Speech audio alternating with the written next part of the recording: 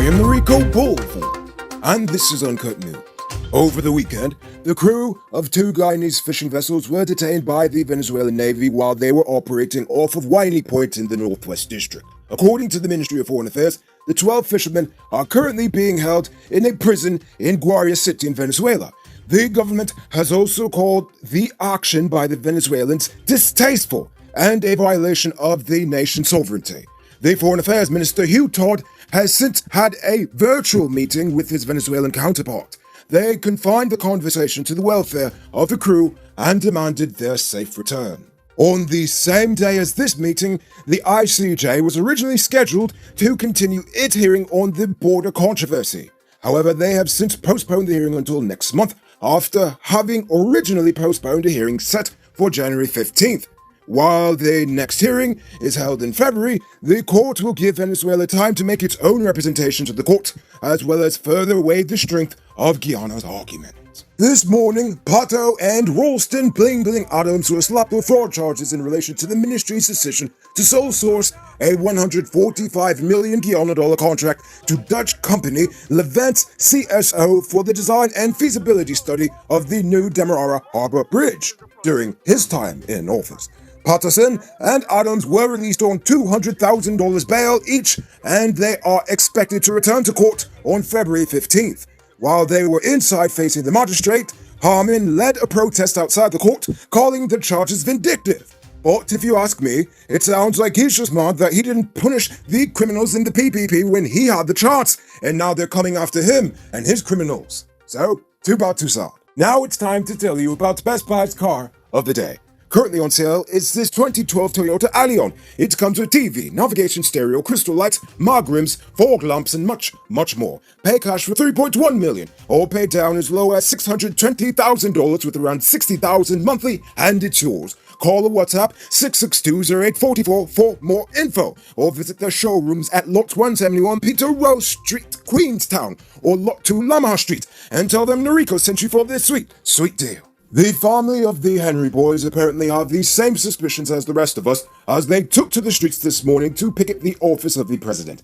They are demanding, well, exactly what we're all demanding, that the police get off their lazy bums and actually find the psychopaths who chopped these boys to bits. The parents of both boys do not believe the reported version of events and are demanding evidence for their conclusion, aside from a confession that was most likely tortured out of a set of hapless junkies. Yesterday, 6 pedestrians, 5 of them children, were hospitalized after a hit-and-run driver plowed through them at Canal Number 1.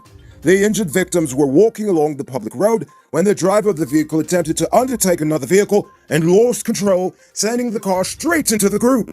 They were all admitted to the West Demerara Regional Hospital in stable condition. The driver of the vehicle is currently being sought.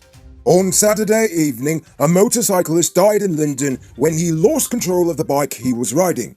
Dead is 29-year-old Adriel Drakes of Blueberry Hill, West Linden. The accident occurred at about 4:30 p.m. on the Sir David Rose Avenue Public Road in Mackenzie, Linden. The police said he was negotiating a left bend on the road when he collided with the front right side of a motorcar being driven by Clifton Cadogan, a pensioner.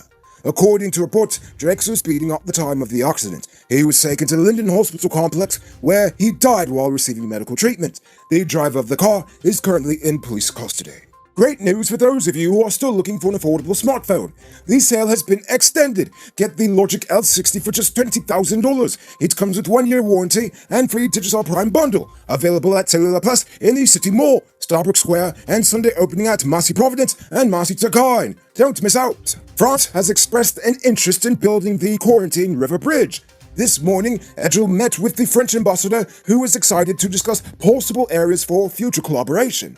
They were interested in several areas, but the one that seems most serious is their interest in the maintenance of the nation's vessels and the building of the Quarantine River Bridge. If it sounds odd, remember, the bridge would not only link us with Suriname, but also increase access to their modern-day colony of French Guiana and on through the road network being developed into Brazil and eventually further into South America. It's now time for today's ROoney Report. Today, the nation recorded 19 new cases. There are now 6 persons in the ICU and there are 670 persons in home isolation. There is now a total of 172 deaths, and the total number of known cases in the nation is now 7,317. So please, people, wash your hands frequently. Avoid touching your nose and mouth, and mask up before you leave the house. When you do leave home, try to avoid enclosed spaces and large crowds. And remember to give 6 feet of space between you and others. Now, let's take a look at news in the region. 4 female staff at the Children's Emergency Hostel in the Bahamas were fired pending the outcome of an investigation into a viral video where the women were allegedly seen physically and verbally abusing boys at the facility. The ministry in charge of child welfare in the Bahamas condemned the abuse, saying corporal punishment could legally only be used as a last resort. But this law may soon change in light of the incident.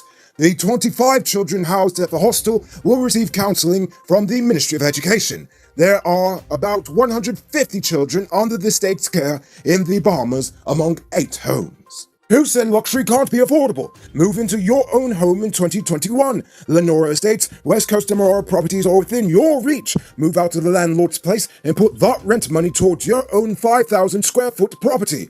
Call or WhatsApp 592-618-5702 or call +1 516 476 2172 for more info. Saturday evening, a Cessna plane crash landed on White Sands Beach in Rocky Point, Jamaica. According to reports, 3 Hispanic men are now on the run from police after surviving the crash landing. Sources say the men had paid members of the community for refuge while they avoided security forces scouring the area for them.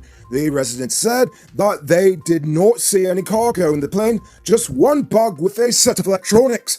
They also said the plane noticeably had an empty fuel tank. Several checks were made at nearby hospitals, but medical personnel deny seeing the men. And now for our weird news story of the day.